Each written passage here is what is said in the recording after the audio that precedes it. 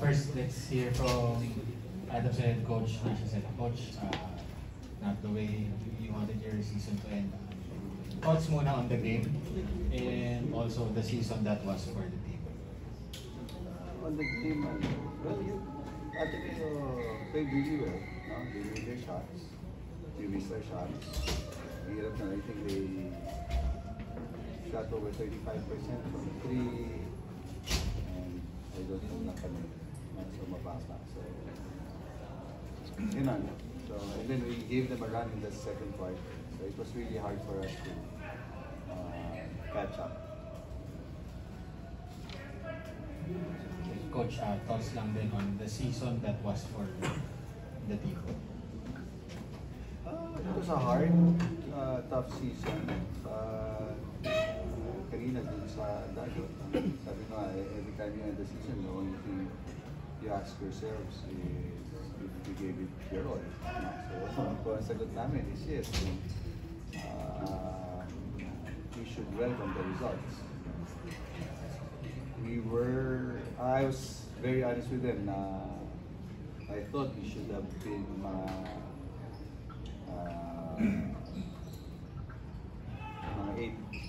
8 wins, no? May mga napakawalan kami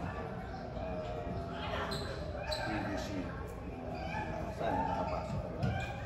Again, you just learn from those, losses.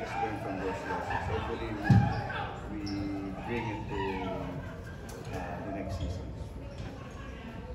And Cedric Manzano displayed your class every game. I'm sure not the way or not the timing siguro which you wanted your UAAP career to end. Thoughts lang din sa naging takbo mo to these 5 seasons with Adams. For me naman, a lot of improvement naman siguro sa akin simula yung rookie year ko hanggang ngayon. Credit kila Coach Nash sa kasing staff na ginay nila ako through season, 5 years na yun. So, malaking bagay para sa akin. Any questions for Coach Nash and Cesar? Coach, paano yung magiging approach natin since a talent like Seb will be leaving? Sino may na-expect mong mag-fill in sa role na mag-iwan Seb? We want to produce the next Cedric Manzano. That's something I told the players din sa dati. Kasi when Cedric first went to us, he wasn't, di ba, baby boy Manzano pa nga ang tawag sa kanya. So sabi ko, no, it's good that the younger players, no, Sana, Perez, Mane, na-experience sila si Cedric for 1 year. So nakita nila kung paano nagtrabaho, paano mag-focus, no, yung mga sacrifice na ginagawa niya, no, every day. Kaya nakarating siya sa ganito. And I was telling them na hindi ganyan si Cedric when he started. You know?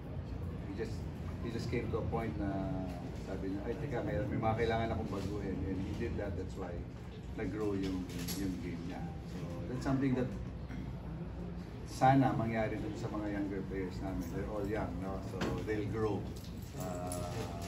as the season usually progresses. Dun sila nag-gain ng experience. But we told them, mas maaga, mas maganda. No? Mahirap palitan si Manzano, si Cedric. No? Pero pilitin namin, no? Sabi nga kanina doon, Adamson is very thankful to him, no? For the 5 years na nandun siya sa Adamson. Ano siya, perfect example ba sa mga iba, sa ibang bata, no, na pumili ng isang eskwela na hindi masyado pinupuntahan ng mga ibang players, no? He chose Adamson. He grew with Adamson, no? The growth that we've seen over the last years, no? That's why ganyan siya ngayon, no? And I'm happy, and we know that there will be a lot of opportunities for him after Adamson. Said, given that meron kang first-hand experience sa mga bata na ring stars, sino yung nakikita mong or sino sa kanila, kung marami man yung nakikita mong capable to fill in yung may iwan mo role? Para sa akin si Toby, pinsan, si roommate ko din siya. So, tinuturuan ko na siya kung ano yung mga experience ko dati pa hanggang ngayon. So, para next season, siya naman yung parang maging role player na ginagawa.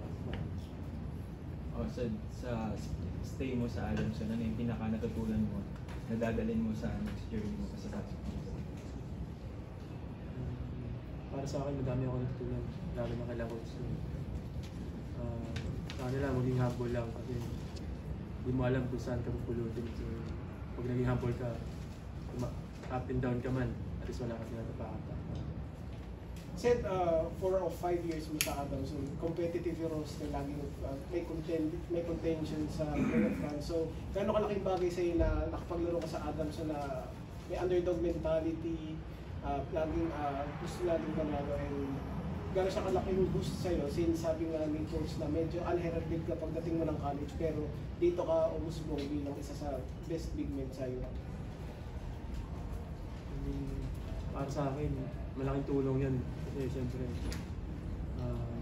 road yun para sa akin sa papunta sa pro kasi parang hindi ka na mahirapan sa pro kasi naranasan mo dito sa college yung mga ganong sitwasyon. Cedric, yun nga, definitely one of the best big men sa college. Anong next plans mo?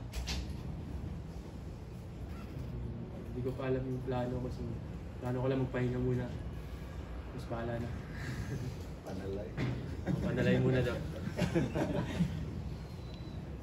Okay na. Thank you, Coach Rock. Salamat po.